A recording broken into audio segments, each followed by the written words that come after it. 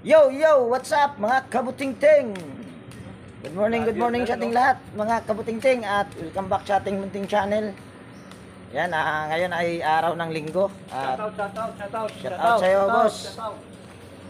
Yan, bali mayroon tayong home service ngayon mga kabutingting kahit araw ng linggo. Doon sa medyo malayo-layo. Doon sa Bilibiran, Binangunan. At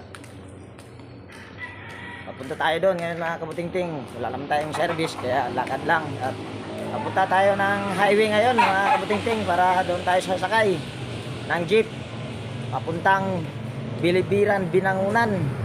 So samahan nyo ako doon mga kabutingting. Tara, let's go!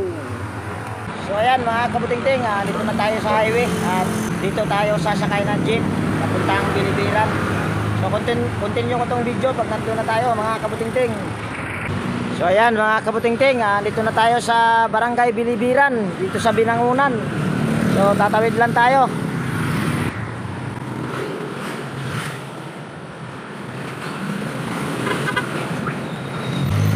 At dito naman tayo sasakay ng tricycle mga kabutingting. Yan, ito pala yung pilahan ng tricycle mga kabutingting. Toda Terminal Bilibiran Port Home Incorporation. So sakay tayo dito. Boss, Lerio Compound. So ayan mga kabutingting, nakasakay na tayo ng tricycle at papunta tayo ng Lerio Compound. Medyo malayo-layo. So continue ko naman tong video pag nandun na tayo. So ayan mga kabutingting, dito na tayo. Boss? 20 lang. 20 lang yan. Shout out dito sa driver. Ano pangalan nila, boss? Robert. Yan, Robert daw mga kabutingting. At shout out sa boss. Baba na tayo mga kabutingting.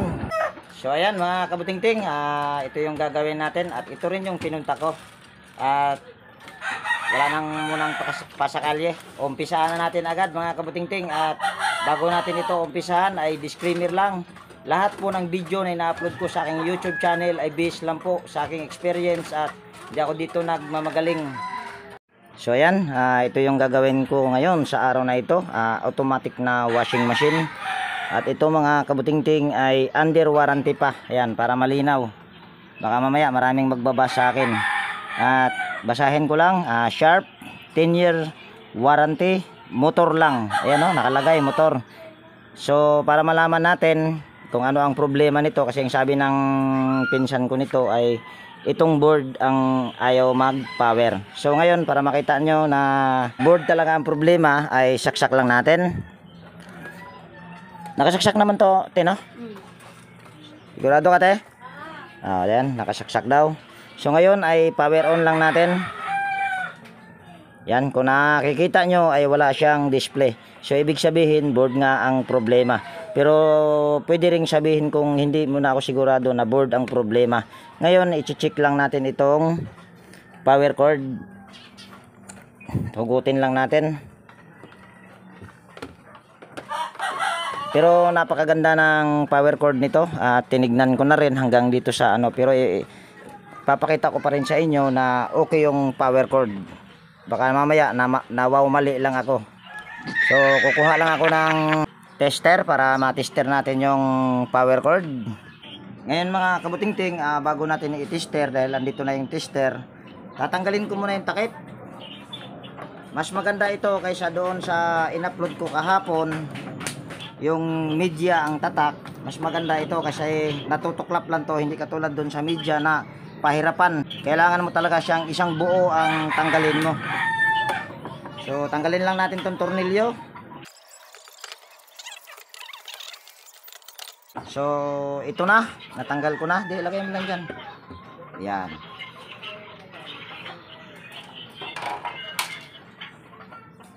So tester lang natin itong power cord. I-on lang natin itong tester natin. Yan. At set naman natin sa sana all. Yung sana ginagawa pa kaya sobrahan pa. Yan, naka-all na. Sana all. Yung all lang muna nandyan kasi yung sana ginagawa pa. Nagbibiro lang ako. Nagbibiro lang ako. Kat matawa. Ayan, check muna natin yung power cord para sigurado ako na board ang may problema.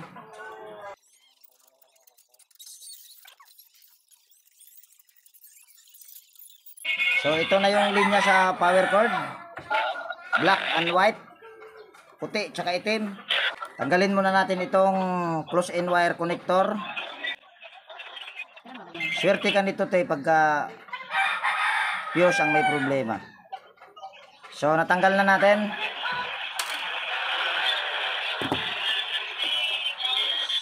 Sunod ay testirin na natin tong power cord.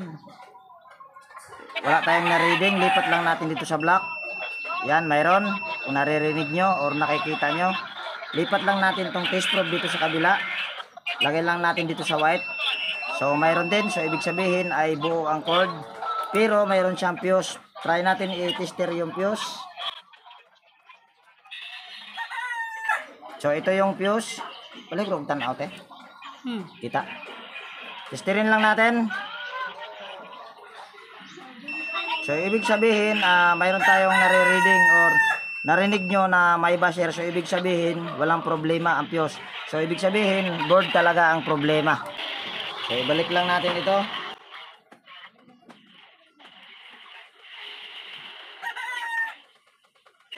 Yan mga kabutingting, may reading tayo, may nare-reading tayo sa fuse. Ibig sabihin buo ha. Ganon din dito sa power cord. So buo din. Balik na lang natin ito.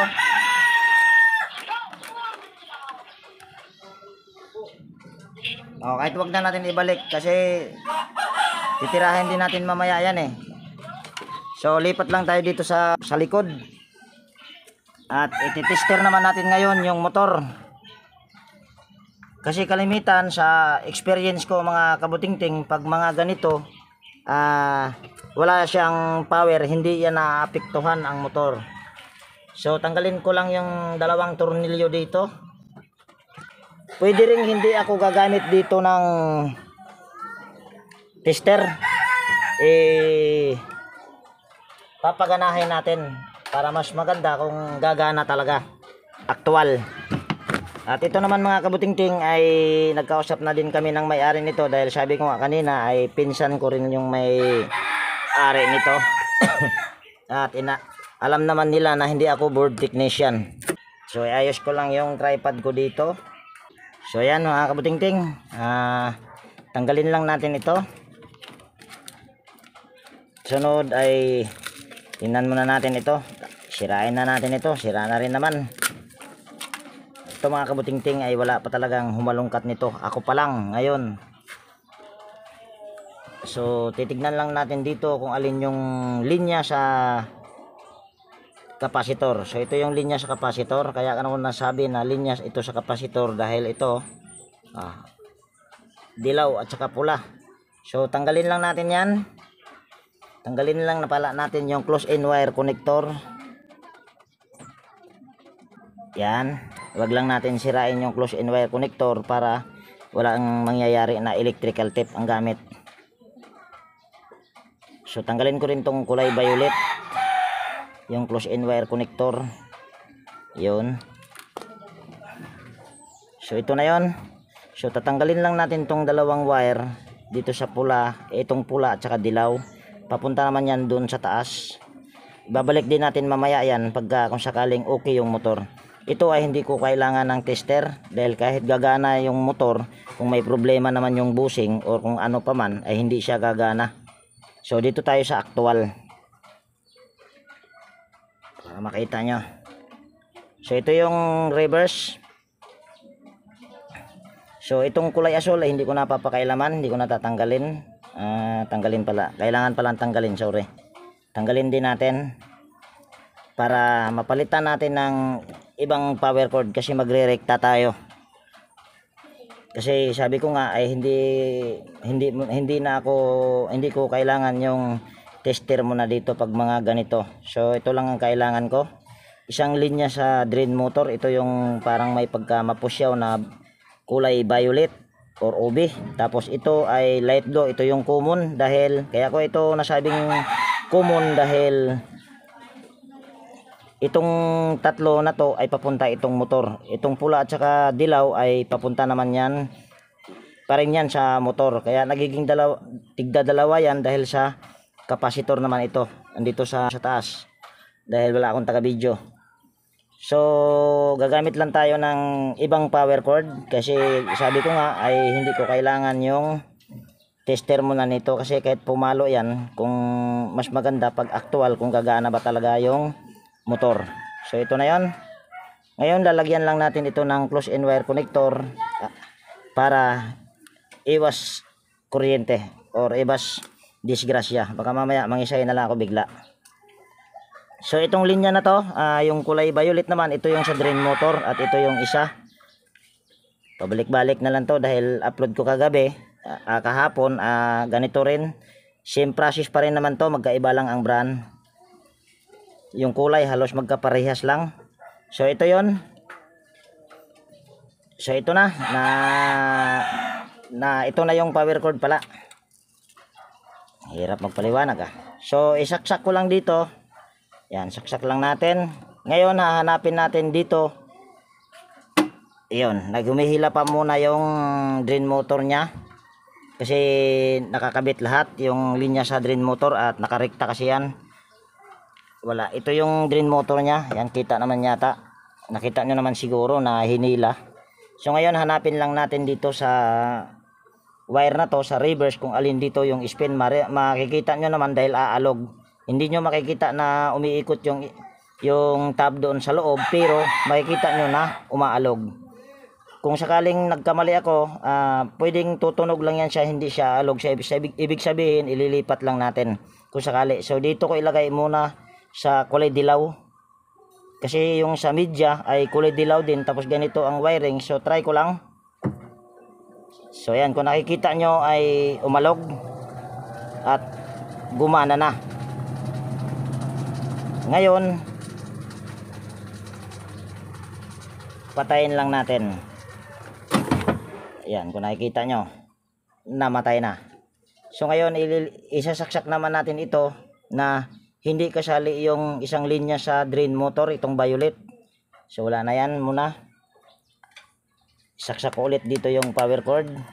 Tingnan lang natin kung magre-reverse.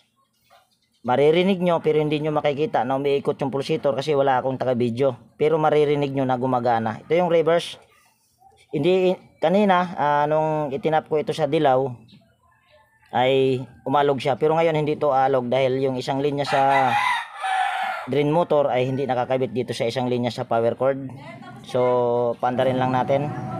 Yan, kung naririnig nyo ay gumagana or mayroon siyang ingay, lipat lang natin dito sa kabila, reverse. So ibig sabihin ay okay. So hindi mo ako pag mga ganito hindi ko kailangan yung tester kasi actual. Kasi kahit pa siya pwede naman ding tester pero hanggang doon lang maaano natin na okay yung motor pero hindi natin masasabi na iikot ba. Kasi kaya ako actual talaga pag mga ganito automatic. So ngayon wirings ko lang ulit at habang ibinabalik natin yung wirings ay mayroon lang tayong i-shout out. Shout out Alfredo Domingo from Malabon, John Santiano, Isidro Florindo from Marikina, Rule Salango ng Baguio City, Joe Ryan Santos, Saldi Mabilangan, Rex Nicodemos, Donato Matias from Malibay, Pasay City, Darmen Clodemir Santos, Yek Vlogs, Realidad Miao, Renato Aban from Pasig City, Robert Mandap. Yan, shout out po sa inyong lahat at sa ating mga silent viewers, sa organic viewers. Yan, maraming salamat po sa inyong walang sawang pagsubaybay sa aking mga video. Yan, God bless po sa inyong lahat. At sa mga gustong magpa-shoutout ay maaari lang po kayong mag-comment sa comment section para sa sunod kong video ay baka ma-shoutout na po kayo. Sa mga hindi ko po nabanggit ay pasensya na po.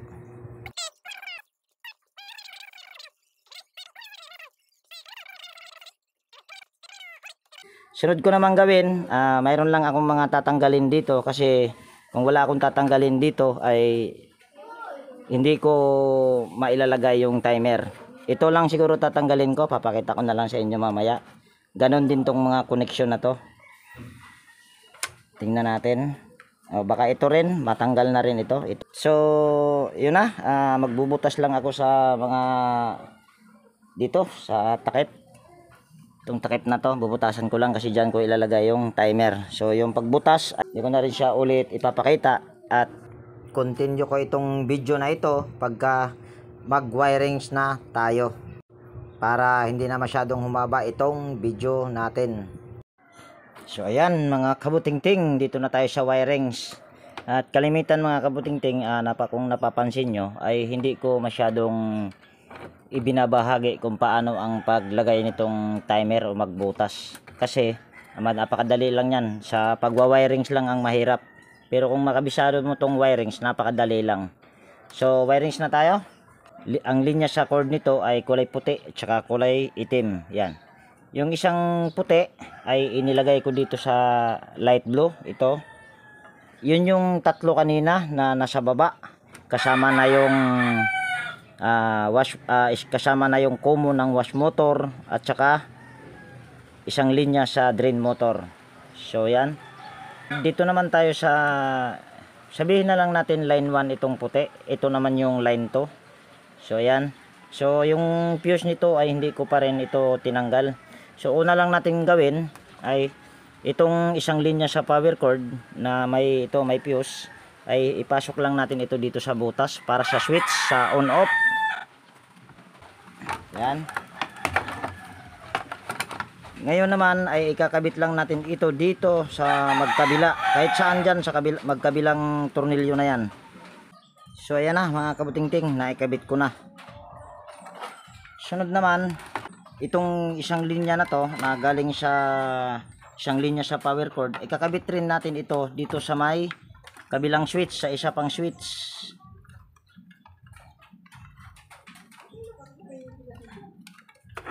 Yan, ito yun. So ngayon naman, kakabit na naman natin dito sa, kahit saan na naman dito sa may tornilyo. So ikabit ko lang. So ayan na, nakakabit na mga kabutingting. Ulitin ko lang, yung isang linya sa power cord ay ikinabit lang natin dito sa dalawang switch. Dito tayo nagkabit, tapos sumunod naman dito sa switch sa on off lang.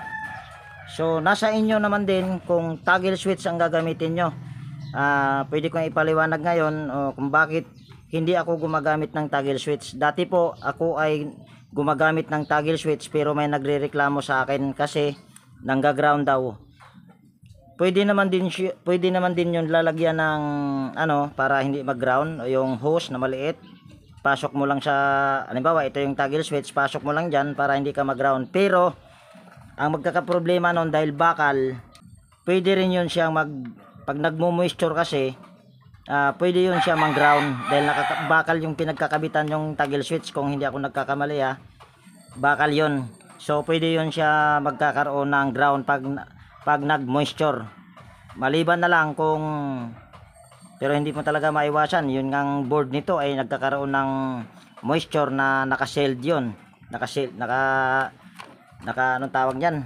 Naka-silicone. So yan na, tapos na tayo dito sa linya sa power cord. Kung napapansin nyo, dalawang linya sa timer, kung napapansin nyo ay magkaparehas na kulay green dahil winirings ko ulit yan.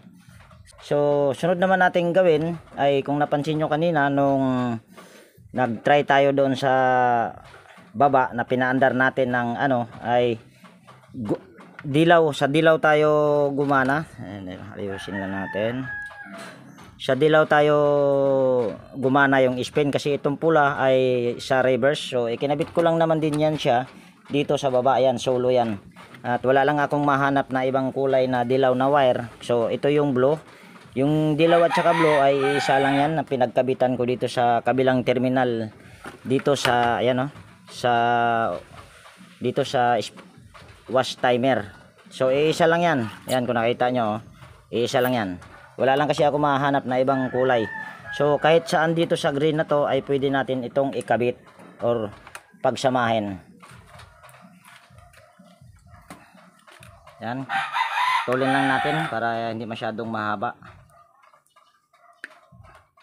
Ako ay hindi ako gagamit ng electrical tape nito.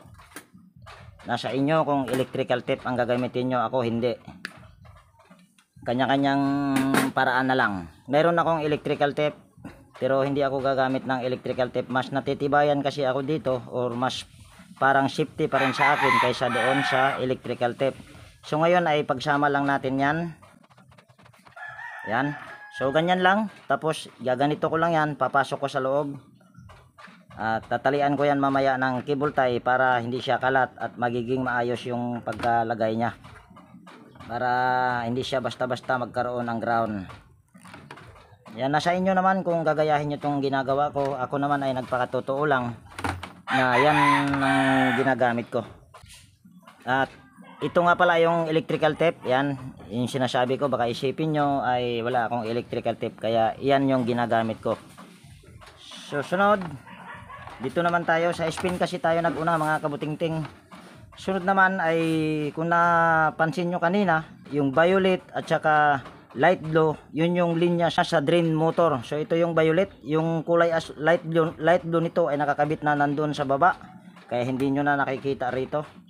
Susunod ay pagsamahin lang natin ito.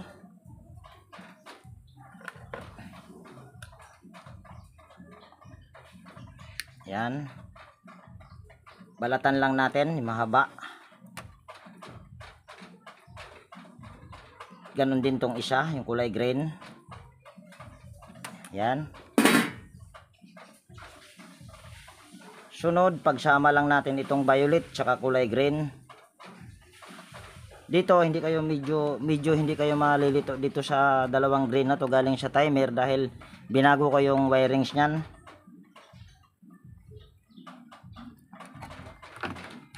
So sunod naman ay itong violet tsaka green ay papasok lang natin dito sa papuntang switch sa on off. Yan. Ngayon naman ay ito ikakabit lang din natin dito sa isang tornilyo na to, kasi yung isang linya sa power cord ay kinabit natin sa baba. Kung sa baga ito yung magiging supply dito sa timer. Dito. Wala pang hawakan. So ikakabit ko lang. So ayan na, nakakabit na. So ngayon ay tatakpan lang natin yan. Yan, takpan lang natin. Naway na sundan nyo. Ito ay kung lagi nyong papanoorin, pero alam ko bawal yata. Download nyo na lang kung gusto nyo talagang matutunan. So kasi bawal yatang babalik-balikin yata pagpanood ito. Ewan ko lang kung totoo. Parang yun lang, may nagsabi lang sa akin na bawal daw babalik-balikin yung pagpanood nito. Download nyo na lang at para mapag-aralan nyo. So ngayon ay tapos na tayo dito sa spin. So may isa na lang wire dito na hindi nakakabit. Ito yung magiging common dito sa wash timer. Para pag nag-on tayo sa timer ay magkaroon siya ng contact dito sa dalawang terminal na ikinabit natin. Ito yung mga wire na to sa reverse. So para magkaroon ng contact yan ay ipasok lang natin ito dito papuntang switch. Pasensya na kung hindi ako magaling magpaliwanag nito. Kung mayroon mang kulang sa pagpaliwanag ko ay kayo na ang umunawa, kasi ako po ay hindi ako talaga nag-aral nito. So ikakabit naman natin itong puti na to dito sa kabilang tornilyo, kasi yung isang tornilyo ay kinabitan natin sa isang linya sa power cord, magiging supply sa kuryente. So ikabit lang natin yan. So ayan, nakabit na natin. Susunod, putulin na lang natin yan dahil wala na tayong pag-supplyan nito or pagkakabitan. So ayan na, nakabit na natin. Susunod ay tatakpan na natin yan. So ayan na, natakpan na natin. So ulitin lang natin para makuha nyo talaga. Yung isang linya sa power cord, ito yung line to, kasi yung line 1 ikinabit natin doon sa isang linya sa common sa wash motor at saka isang linya sa drain motor. Yun yung kanina na nandoon sa baba nung itrinay natin ng actual. na walang switch. So ito na yon, yung puti, kinabit natin dito sa light blue. Yung line 2 naman sa kabilang linya sa power cord ay kinabit naman natin sa dalawang switch. Ito. So itong switch na sa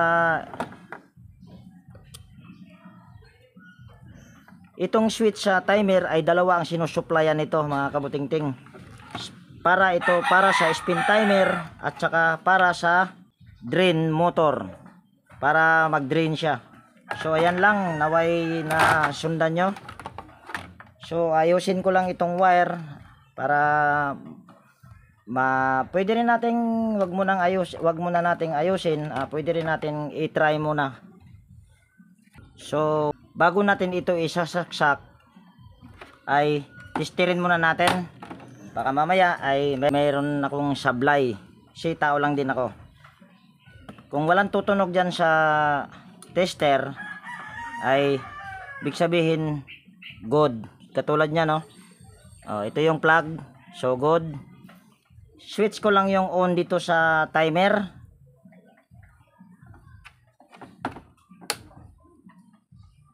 Ayan, nagkaroon na siya ng power dahil nakarekta yung isang linya sa drain motor doon sa isang linya sa power cord, yun yung kulay brown. So mayroon talaga tayong marireading. So patayin lang natin yung switch. So yan, nawala. So i-switch naman natin yung i-on ko naman yung switch doon sa dito para sa wash timer. Yan, kung napansin nyo ay wala tayong naririnig na basher or nakikitang number. Kasi yun lang namang basihan ko kasi hindi naman na nga ako nag-aral nito. Kung may lumabas na number dyan or nagbabasher siya, ibig sabihin ay mali yung connection ko. So ngayon ay pwede na natin isaksak na tong power cord. So isaksak ko lang dito yung power cord. At ito ay wala pa namang sawakan sa switch. So on ko lang, ayan, naka-on na pala. Yan, naka-on na yung timer, switch sa on off. So ngayon ay ikutin lang natin yung wash timer. So kung naririnig nyo ay gumagana pero hindi nyo nakikita kung umiikot ba yung pulsator, at antayin lang natin kung mag-reverse ba siya. So yan. So ngayon kahit hindi pa siya tapos ay pwede nating patayin dito. Wag na natin ibalik yung timer kasi bawal yon. So ngayon ay patayin natin. Ngayon lipat naman tayo dito sa kabila. I-on lang natin ito at antayin natin na kung sa actual may tubig, matagal mo itong naka-on bago i-switch mo ito kung sa actual na may tubig, kasi magdi-drain muna bago mo ikutin yung spin timer. So ngayon ay kahit naka-on yung wash timer ay pwede natin itong i-on kasi nakapatay yung switch dito para sa timer, sa wash timer. So i-on lang natin tong yung spin timer para sa dryer. So kung naririnig nyo, ayan, umuuga-uga. Kung naririnig nyo ay gumagana na. So ibig sabihin ay okay na siya. So ito lang, nagbibigay lang ako ng konting ano sa inyo. Kung sakaling mag-convert kayo, bago nyo ilalagay yung timer, kailangan wala kayong tatamaan dito para hindi na kayo doble ang trabaho. Kailangan ay anuhin nyo muna, tignan nyo muna kung saan tatama yung timer para wala na kayong gagalawin dito sa wala na kayong sisirain dito sa banda, sa parts na to. Ganon din sa kabila. So ngayon ay tatakpan ko na yan at ayusin ko pa pala muna yung mga wire nya. So ayan na mga kabutingting, naayos ko na yung wire. So ngayon ay pwede na natin itong itakip.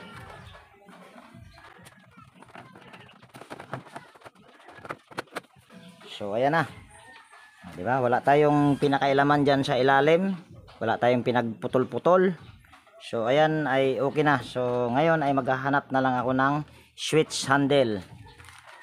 So ngayon mga kabutingting ay tapos ko na nalagyan yung knob. At trinay ko na kanina yan. So ngayon ito na yung final na isusubok natin. Ngayon ay isasaksak lang natin yung power cord.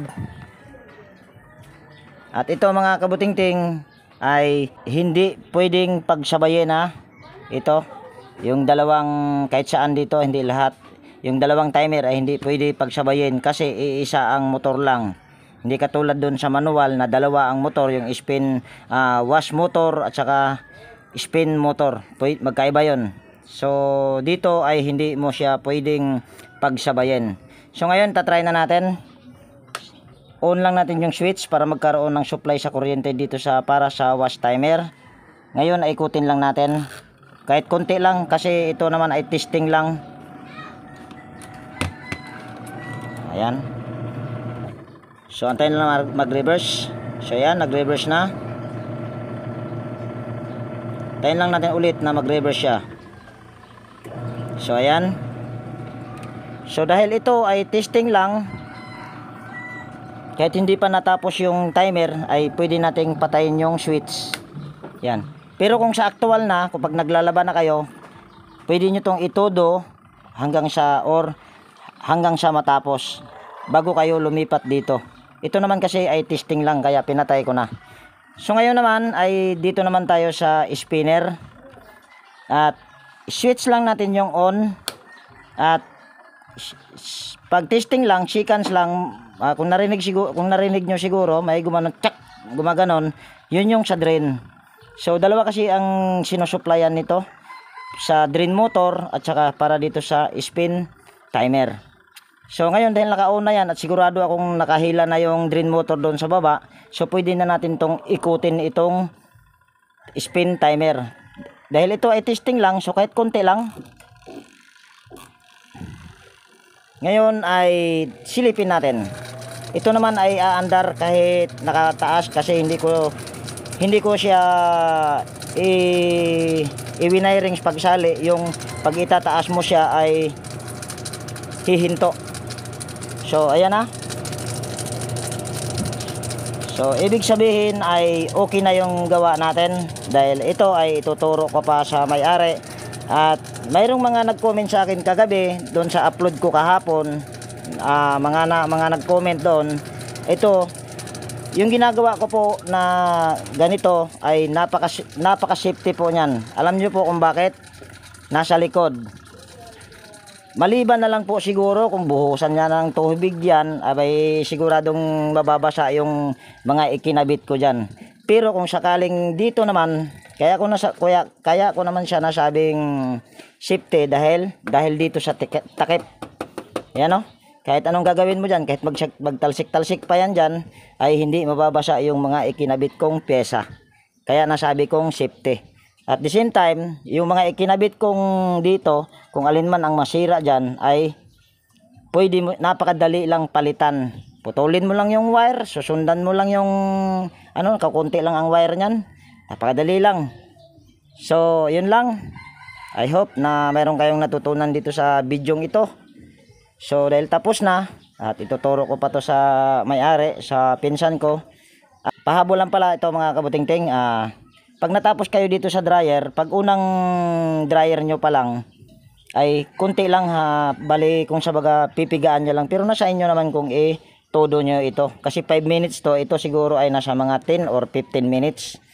So, para hindi kayo maboring sa kakantay matapos yung timer, abay mamasyal muna kayo sa SM o kung saan man nyo gustong mamasyal. O, diba? Or mayroon kayong ibang ginagawa, so pwede nyo siyang iwanan. Kasi good naman yung mga timer na ikinabit ko dyan. Kusa naman yan siyang mamamatay. So, yun lang. At siguro ay dito ko natapusin yung video natin sa araw na ito mga kabutingting. At kung nagustuhan mo itong video na ito ay pwede bang hilingin ko yung pag-like at paki-share na rin kung maaari. At higit sa lahat, kung bago ka dito sa aking munting channel ay pwede bang hilingin ko yung pag-subscribe mo at pindutin mo na rin yung bell notification dyan para updated ka pag mayroon akong mga bagong i-upload na video. So yan, laging nag-iiwan sa inyo ng ingat tayo palagi at God bless po sa ating lahat mga kabutingting.